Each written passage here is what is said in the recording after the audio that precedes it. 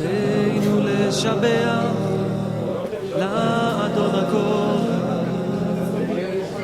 לתת גדולה ליוצר בראשית,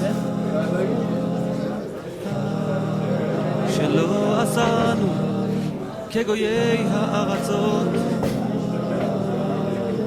ולא שמנו כמשפחות האדמה, שלא שם חלקנו כהם וגורלנו ככל המונם.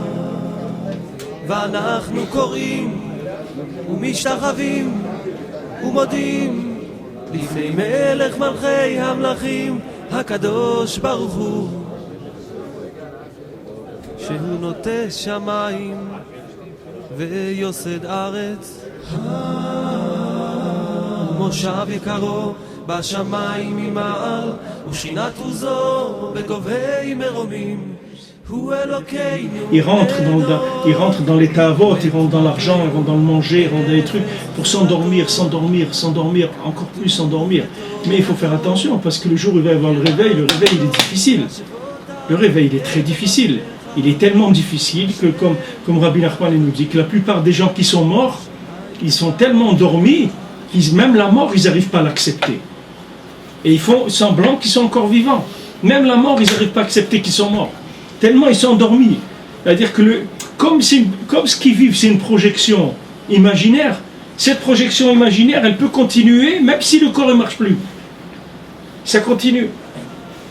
Et là-bas il rapporte un machal de quelqu'un, ça faisait déjà 2-3 siècles qu'il était comme ça. 2-3 siècles qu'il était mort, et il ne savait pas qu'il était mort. Il était toujours occupé, il allait, il faisait ça. Il n'y a qu'un seul siman. Il y a un siman qui donne Rabbi Nachman pour savoir si quelqu'un, Bémet, il est dans un monde qui est le vrai monde ou il est dans un monde imaginaire, c'est qu'il dit que là-bas, dans ces mondes-là, on ne monte pas à la Torah. On ne peut pas monter au Sefer Torah, c'est tout.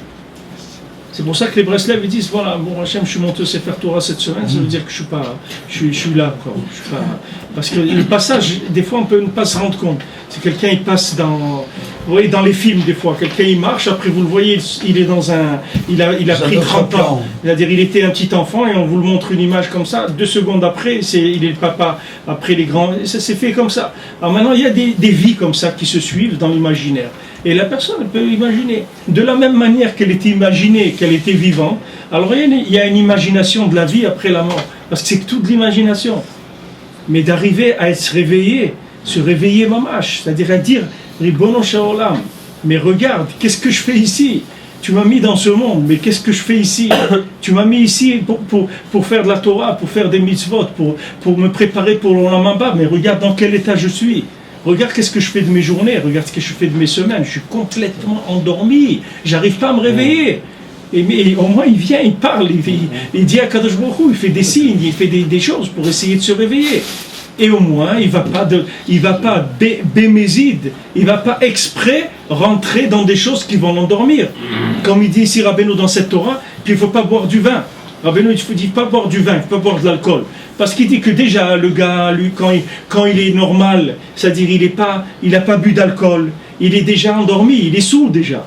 Il est sourd de nature, c'est-à-dire quand il ne boit pas. Mais quand il boit, ça empire encore 10 fois plus. Ça empire parce que ça lui augmente les effets du sang, comme il rapporte là-bas le lien de l'épilepsie, que l'on m'a dit l'épilepsie, ça vient de la pression sur le cerveau. Que le sang il met de la pression sur le cerveau et ça fait Hachem Ishmor que tous les membres ils se mettent à trembler. Il dit que le vin c'est la même chose, le vin ça fait monter la pression sanguine, après ça fait que le cerveau il n'arrive pas à fonctionner normalement. Il dit que la plupart des gens, à part les tzadikim, la plupart des gens ne peuvent pas boire de l'alcool, ils n'ont pas le droit de boire de l'alcool. Rabbi Nachman était contre ça, il ne voulait pas qu'on boive d'alcool. Parce que l'alcool, c'est quelque chose qui va endormir déjà. Comme ça, on essaye de se réveiller, c'est difficile. Mais avec l'alcool, c'est terrible. Alors la plupart des gens, ils sont déjà sous toute la journée. Ils sont sous de l'argent, ils sont sous du manger, ils sont sous du kavod, ils sont sous de n'importe quoi. De là où quelqu'un, il s'empiffre, il se remplit, il prend. Chacun, il prend, il dit, ouais, je suis occupé, j'ai du travail, il faut me laisser. Mais où tu vas? Une fois, je parlais avec les Ravarouche Zacharatov de Marseille, c'est-à-dire lui de Marseille, il habitait avec Stéphane. Je ne sais pas comment parler, alors il me disait quelqu'un, il était pressé. Alors il a montré le cimetière, il a dit, tu vois, tous les gens qui sont là, ils étaient pressés. Alors vous voyez des gens, même dans les méthodes d'études qu'il y a aujourd'hui, quelqu'un est passé dans une yeshiva, dans un collège, il a étudié 3 ans, 5 ans. Nous on dit qu'est-ce qu'il a étudié, vous allez voir qu'il a presque rien étudié, parce qu'il a étudié en profondeur des choses.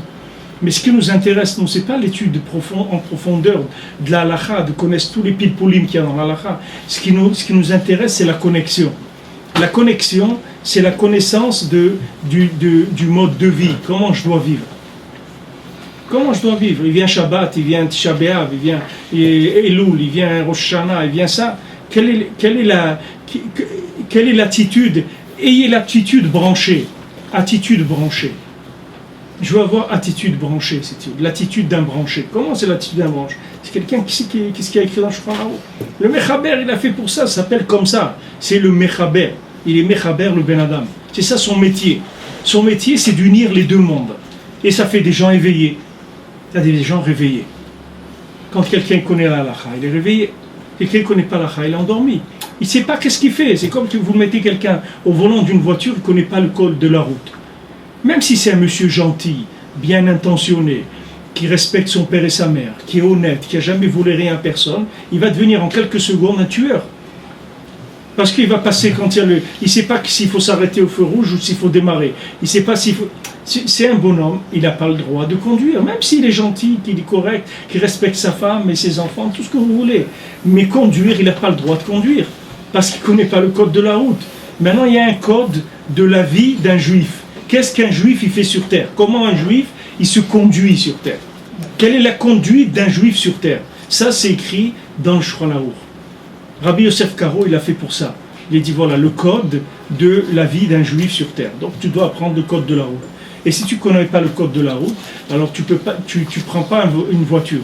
Le problème, c'est qu'aujourd'hui, nous, on ne peut pas ne pas prendre la voiture puisqu'on est là déjà. C'est-à-dire, on ne peut pas dire bon, tant que je ne connais pas Shulchan Aruch, je ne viens pas dans le monde. Non, puisque maintenant on est là déjà. On ne peut pas refuser d'être là, on est là. Donc on n'a qu'une seule chose à faire déjà, à savoir comment se comporter comme un juif. Voilà, c'était les 9 jours, la chemise, j'ai le droit de l'enlever, j'ai le droit de changer, j'ai le droit de raccommoder le bouton, j'ai les chaussures, j'ai le droit de les cirer, comment je fais, comment... C'est pour vivre branché, c'est tout. Qu'est-ce que dire vivre branché? C'est pour pas devenir fou. Parce que quelqu'un qui n'est pas branché, c'est un fou. Il est fou. Comme on dit le fou au volant, c'est un fou au volant. Mais tous les gens qui sont sur Terre, c'est des fous au volant. Ceux qui ne connaissent pas le Shulchan Aruch. Ça s'appelle des fous au volant. Qu'est-ce qu'il fait? Ce qu'il a envie, c'est tout. C'est-à-dire que même si on suit quelqu'un qui conduit devant nous, moi j'ai la voiture derrière, j'ai pas le code, je le suis. Mais c'est pas bon quand même. Mais non, c'est pas bon. Même si je le suis, je fais ce qu'il fait, je sais ce qu'il va faire, c'est bien. Mais je me laisse guider. Mais il ne peut pas vous guider. Il ne peut pas vous guider à vous dans ce que lui est en train de faire. Lui, il peut avoir... À un moment, il est en train de conduire, il va sortir son téléphone portable, il va éternuer, il va avoir envie de vomir, ou je ne sais pas ce qui peut se passer avec lui. Vous n'allez pas copier, c'est sa vie à lui. Vous avez besoin de votre connexion à vous personnelle, qui n'a rien à voir ni avec celui-là, ni avec celui-là. Vous avez vous de vous connecter. Vous avez besoin de votre connexion. C'est pas que quand vous avez un problème, vous prenez le téléphone, vous appelez un rabbin, vous dites voilà, la viande elle est tombée sur le fromage, le truc, comment on fait? Ça c'est bien aussi ça. Mais c'est mieux d'être connecté soi-même. De manière à ce que, même si je ne vais pas résoudre mes problèmes, même si je ne suis pas au niveau de trancher dans la halakha, mais au moins déjà je sais tout ce que. Je sais là où il y a des problèmes, je sais. Je sais que là il peut y avoir un problème, je sais que là il peut y avoir un problème, je sais que là c'est une question. Il y a des choses qui vont parler. Ça c'est au niveau, si vous voulez, que logique, mais il y a un niveau qui est beaucoup plus élevé que ça, c'est la connexion de la Neshama, c'est-à-dire que je suis un homme connecté. Quand je suis un homme connecté, je vis en présence divine, et j'ai une protection tout le temps, j'ai une aide d'Hachem, tout le temps. Quand je vais vouloir dire un Lachon Hara, je tire le frein, c'est facile pour moi. Pourquoi? Parce que je suis assisté dans ma vie. Je suis assisté parce que je suis connecté. Donc j'utilise des choses, de l'énergie qu'il y a dans le monde. Mais quand quelqu'un dit « Ah, il ne faut pas faire la Lachon Hara, c'est pas bien ». Mais à chaque fois qu'il a une preuve de faire la Lachon Hara, il fait la Lachon Hara, il ne peut pas se retenir. Comment il va se retenir? Oui. Alors on lui dit « Bon, il faut faire des efforts. Hein. » Mais comment je vais faire des efforts? Je ne peux pas, j'ai envie de faire la Lachon Hara. Mais si quelqu'un il est connecté, il n'a pas besoin de ça.